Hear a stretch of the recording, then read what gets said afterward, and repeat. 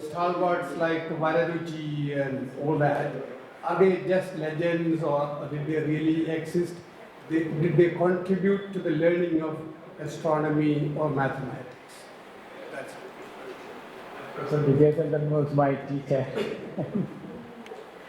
he taught me English in pre-degree class, and if I am making mistakes, he is not responsible. That is certainly my limitation. Internal dynamic versus external dynamic. That debate still goes on, but the question is, why should people invent certain things at a particular time? For example, now we are able to understand certain things, and also we are able to make interesting discoveries and inventions. Don't you think that there is social need for it? Is well argued by Jacques Monod in his necessity and chance. He is a biologist. He is discussing biological discoveries in natural science. He says sometimes it just comes on the way and then discovery takes place. But discovery certainly has a context. Jenner had a context to understand the microorganisms, and that was certainly epidemics in Europe. How epidemics happened, and there was a need. This was iatrochemical healthcare related need, and now a lot of studies about diseases go to discover the reasons. Causality, which is a social compulsion, and then whether X or Y is able to invent one remedy for that, or whether X or Y is able to identify a molecule, a self-replicating molecule, which is responsible for the sickness.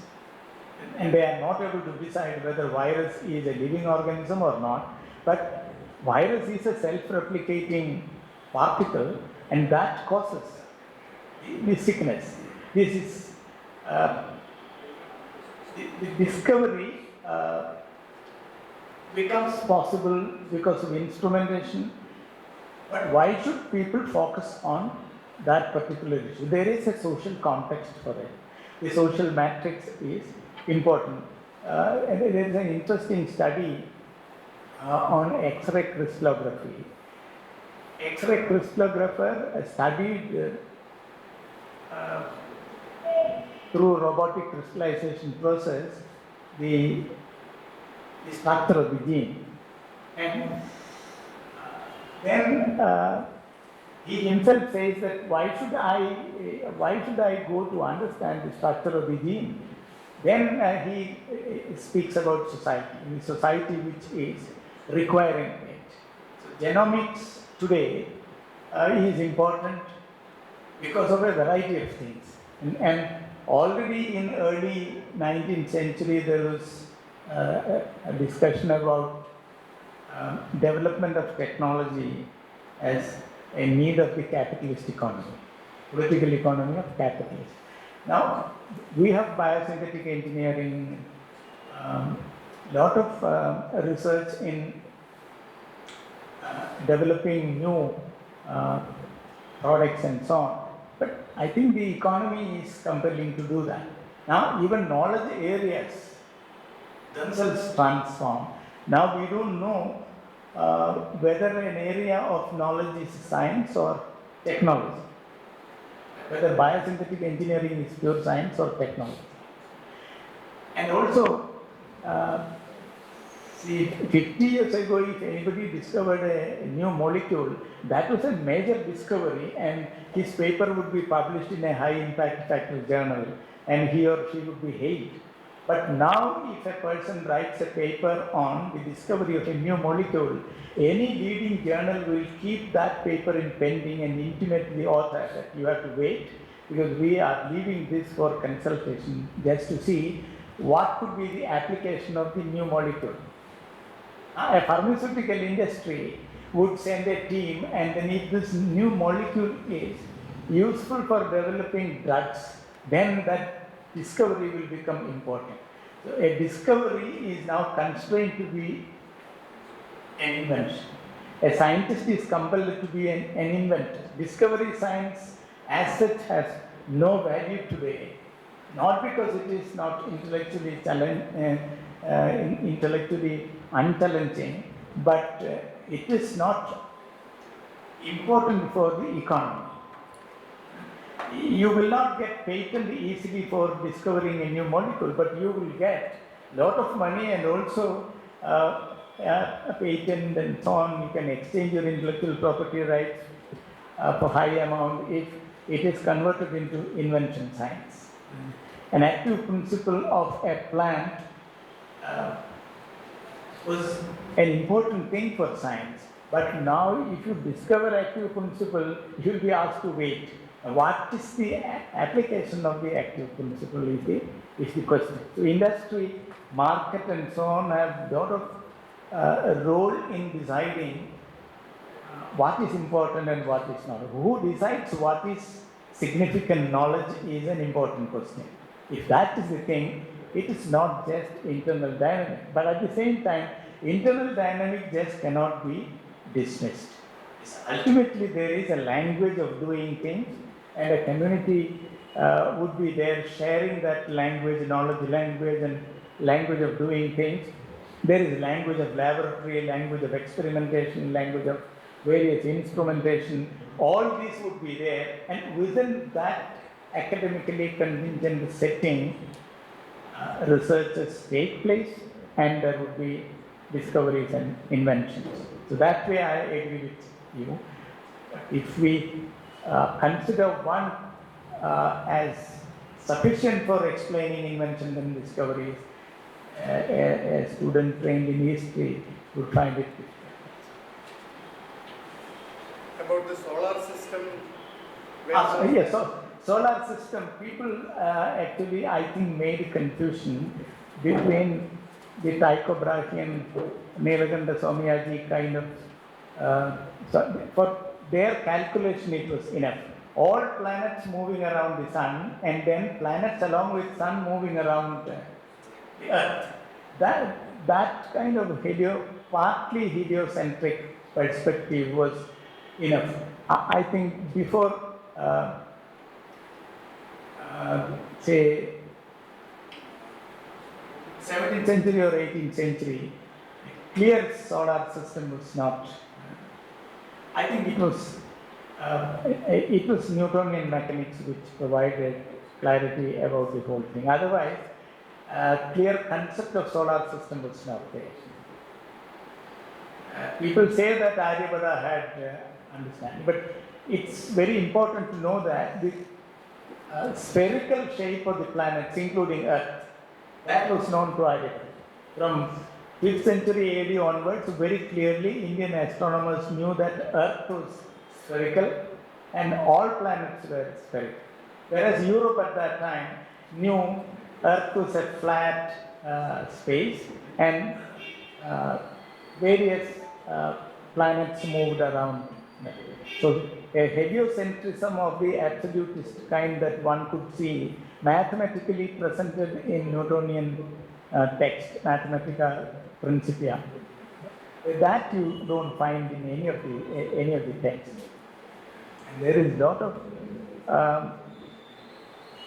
what you call exaggeration about the text in India. Without understanding the text, it's very easy for a person to be obscurantist, talking about the extrasensory perception and so on of the scholars. But if you go into the introductory part of certain texts, we will know the methodology developed by them. There is very clear indication of the methodology followed by Nilakanta in this case. In the case of Ayurveda, there is very clear indication. In Charaka Samhita, in one whole section, Charaka talks about his methodology. And he was, in fact, mastering the entire available knowledge in the form of a text, and also he talks about the sources. He depended on Achapas, Gopas, and Adavikas. Achapas were the shepherds, and Gopas were cattle keepers, Adavikas were forest dwellers.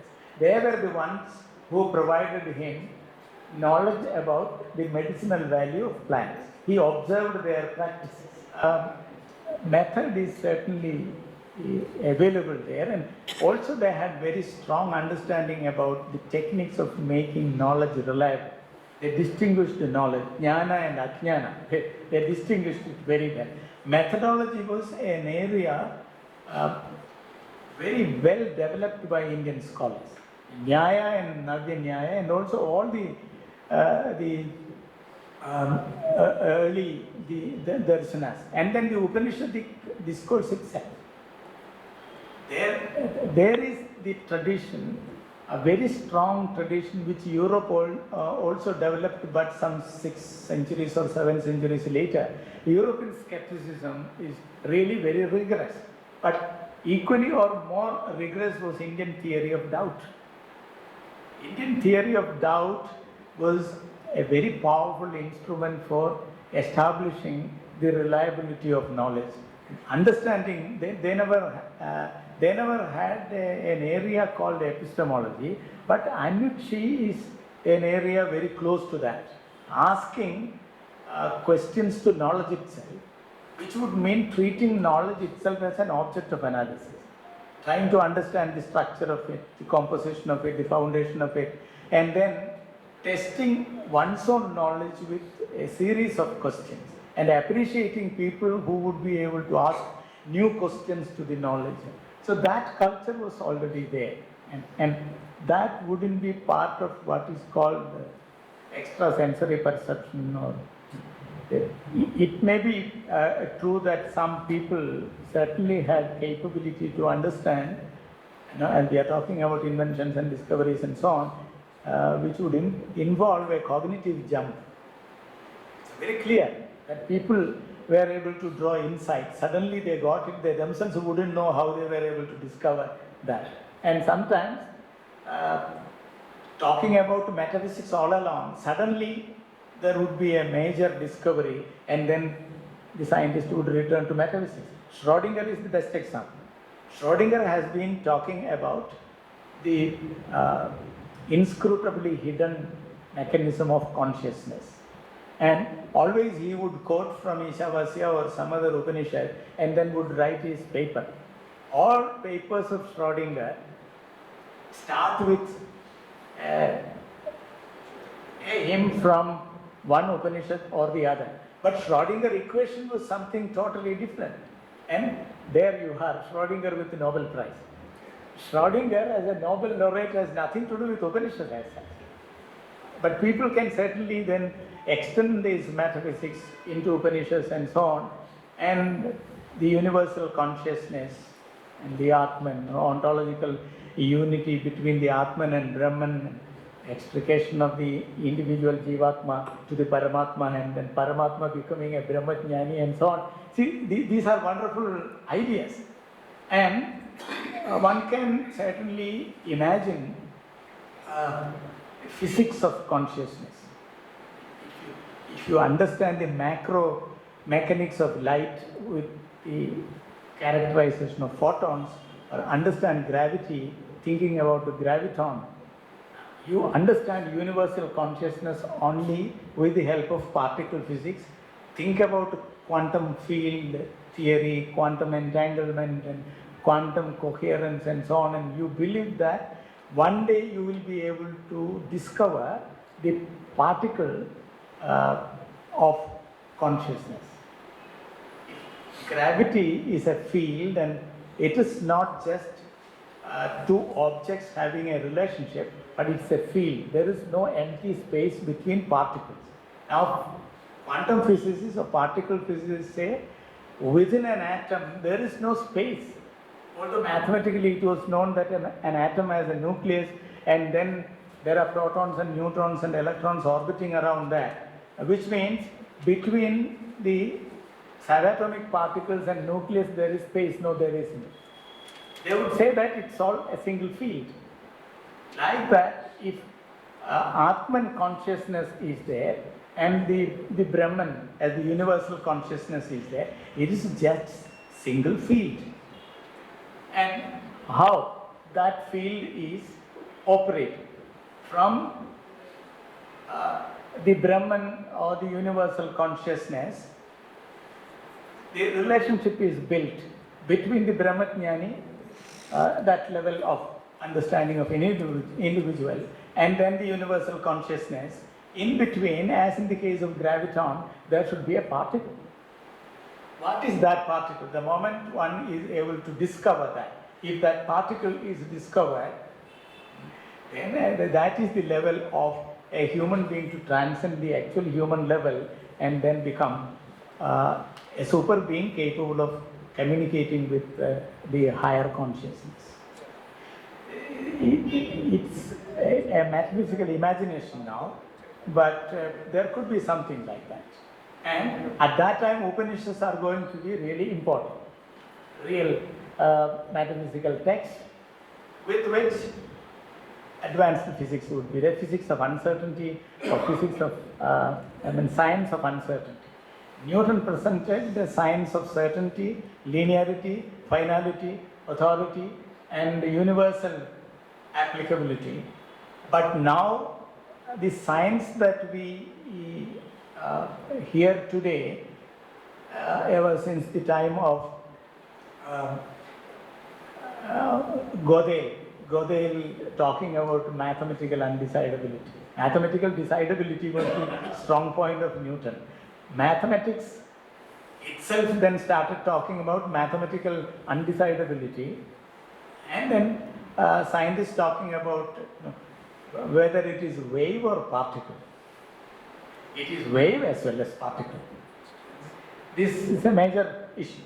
Heisenberg's theory of uncertainty, Gell-Mann's theory of complexity. Atom was understood to be a simple thing for Newton. Gell-Mann said, no, atom is the most confusing thing. Within atom you have a quark, and quarks decide how particles should behave.